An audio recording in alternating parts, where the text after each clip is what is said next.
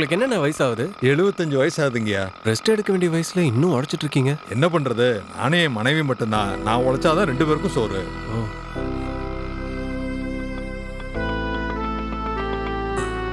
தம்பி ஒரு 2 நிமிஷத்துல வந்துடுறேன். ஓகேங்க.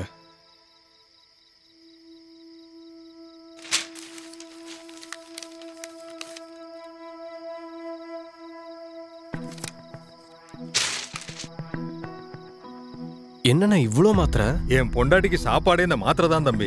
நீங்க சம்பாதிக்கிறது பூரா இதுக்கே செலவாயிரும் போல இருக்கே. 3 வேளை மாத்திரை வாங்குறதுக்கு 2 வேளை பட்டினி கிடந்து உழைக்க வேண்டியது இருக்கு தம்பி. ஐயோ. ஆனா இப்ப அப்படி இல்ல. அதுக்கு காரணம் இந்த மருந்து கடை தான். வெளியில 1000-500க்கு விக்கிறத இங்க 50-100க்கே விக்கிறாங்க. குழந்தை இல்லைங்கிறதுனால நாங்க அனாதை இல்லைங்க. நாங்களும் மோடியோட குடும்பம் தான்.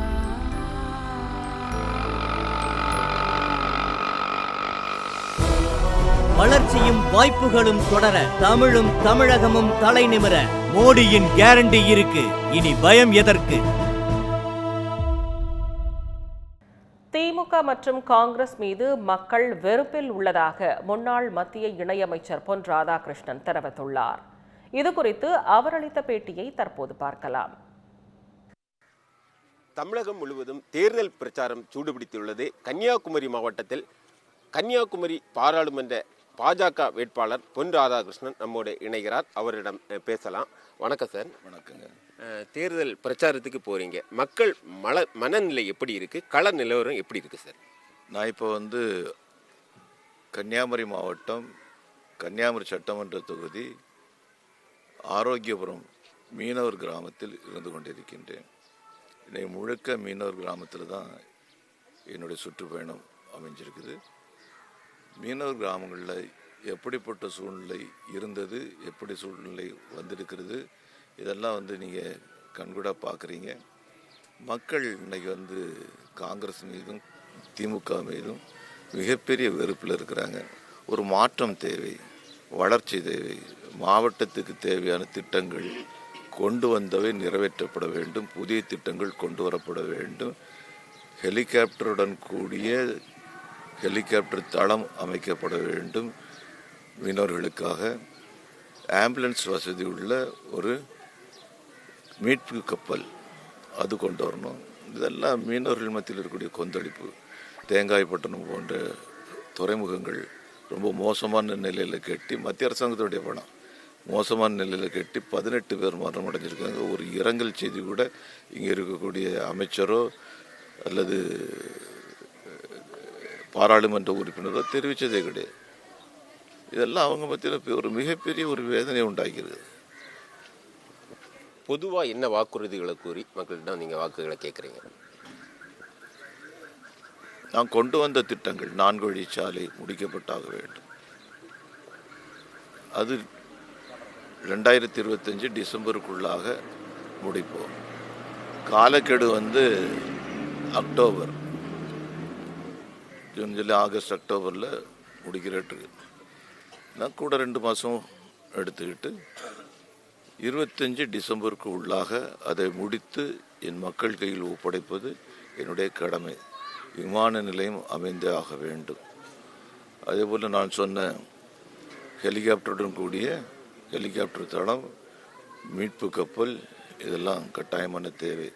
துறைமுகங்கள், மீன்பிடி துறைமுகம், வாணியக்குடி மீன்பிடி துறைமுகம், குறும்பனை மீன்பிடி துறைமுகம் கொண்டு வரப்பட்டாக வேண்டும். அதுக்குள்ளே எல்லா வேலைகளும் நாம் ஏற்கனவே முடுக்கி விட்டாச்சு. மத்தியில் பாஜக ஆட்சி இருந்த காரணத்தினால தான் கன்னியாகுமரி பாராளுமன்ற தொகுதியை புறக்கணிக்கப்பட்டதா பாராளுமன்ற உறுப்பினர் தற்போதைய வேட்பாளருமான விஜய் வசந்த் சொல்கிறாங்க. இதை என்ன சொல்கிறீங்க சார்? நீங்கள் நடனக்காரி மேடை சரியில்லைன்னு சொல்லல, அந்த மாதிரி நீங்கள் எந்த அரசாங்கத்தில் பாராளுமன்ற உறுப்பினர் தேர்ந்தெடுத்தாலும் கூட நீங்கள் எந்த இடத்துல போய் நீங்கள் பாராளுமன்ற உறுப்பினர் இருக்க போகிறீங்க? மீண்டும் பிரதமர் நரேந்திர மோடி தான் வர்றது உறுதியாயிடுச்சு. அப்போ ஏற்கனவே அந்த அரசாங்கம் இருந்தனால என்னால் ஒன்றும் செய்ய முடியாது. மீண்டும் எனக்கு ஓட்டு போடுங்க, மீண்டும் அவர் தான் வருவார். அங்கே போய் என்ன பண்ண போகிறாரு? மறைமுகமாக அவர் சொல்கிறாரு, அடுத்தோடனே என்னால் ஒன்றும் செய்ய முடியாது. அதுக்கு இப்போதே அவர் காரணத்தை சொல்கிறார். பிரதமர் நரேந்திர மோடி மற்றும் உள்துறை அமைச்சர் அமித்ஷா இவங்க பேரை கேட்டால் முதல்வர் ஸ்டாலினுக்கு பயம். அதே போல் கன்னியாகுமரி மாவட்டத்தை பொறுத்தளவில் பொன்னாருக்கு வசந்த் என்ற பேரை கேட்டாலே பயம் அப்படின்னு அவர் தேர்தல் பிரச்சாரத்தில் கூறி வராங்க. இதை எப்படி சொல்கிறீங்க? மாவட்டம் முழுக்க இருக்கக்கூடிய மக்களுக்கு பயம். மாவட்டம் முழுக்க இருக்கக்கூடிய மக்களுக்கு பயம். மீண்டும் இவர் தேர்ந்தெடுக்கப்பட்டு விடுவாரோ, மாவட்டம் அழிந்து விடுமோ என்று சொல்லக்கூடிய பயம் இருக்குது, எனக்கும் இருக்குது.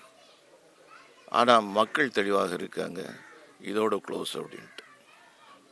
நேற்றைய தினம் மத்திய உள்துறை அமைச்சர் அமித்ஷா பிரச்சாரத்தில் ஈடுபட்டாங்க. இன்னைக்கு பிரதமர் நரேந்திர மோடி தமிழகத்தில் பிரச்சாரத்தில் ஈடுபட்டுறாரு. தொடர்ந்து நரேந்திர மோடி பிரதமர் நம்ம தமிழகத்துக்கு ஒரு முக்கியத்துவம் கொடுத்து தேர்தல் பிரச்சாரத்தில் ஈடுபடுறாங்க. இது என்ன காரணம் சார்? தமிழகத்திற்கு நல்லது செய்ய வேண்டும். ஒரு பிரதமர் நேரடியாக ஒரு மனிதன் மீது கவனம் கொடுக்குறாருன்னா அந்த மனிதன் முன்னேற மாட்டானா? இந்த மாவட்டத்தில் 48,000 கோடி ரூபாய்க்கான திட்டம் பிரதமர் நரேந்திர மோடி கொடுத்துருக்கிறார். இந்த மாவட்ட மக்கள் நன்றி உள்ளவர்களாக இருப்பாங்களா, இருக்க மாட்டாங்களா? அவருக்கு அது தப்பு கிடையாது. அதே போல் தமிழ்நாட்டுக்கு லட்சக்கணக்கான கோடி ரூபாய்கள் கொடுக்கப்பட்டிருக்குது. தமிழ்நாட்டு மக்கள் அவங்க மேலே நன்றி உள்ளவங்களாட்டு இருப்பாங்களா, இருக்க மாட்டாங்களா? என்னன்றி கொன்றாருக்கும் ஒய்வுண்டாம் ஒய்வில்லை, செய் நன்றி கொன்ற மகற்கு. இந்த மாவட்ட மக்கள் நன்றி உணர்வு உள்ளவர்கள். இன்னைக்கு அவங்களுக்கு தேவை கொண்டு வந்த திட்டங்கள் நிறைவேற்றப்பட்டாக வேண்டும், புதிய திட்டங்கள் கொண்டு வரப்பட்டாக வேண்டும். என் மீனவ சொந்தங்கள், என் சகோதரி, என் சகோதரன், எல்லாம் என் சகோதரன், இவங்கெல்லாம் பிரித்தாளக்கூடிய சூழ்ச்சியிலே பிரித்து வைத்தார்கள். இனி அந்த வேலை நடக்காது. என் உயிருள்ள வரைக்கும் அது நடக்காது. அதுக்கு நான் உடன்பட மாட்டேன். இந்த மாவட்டத்தில் ஜாதி ரீதியான பிரச்சனைகள் வரக்கூடாது, மத ரீதியான பிரச்சனைகள் வரக்கூடாது, மொழி அரசியல் ரீதியான பாகுபாடுகள் அரசியல் நடத்தக்கூடாது. இதுக்கெல்லாம் முடிவு கட்டக்கூடிய தேர்தல் இந்த தேர்தல்.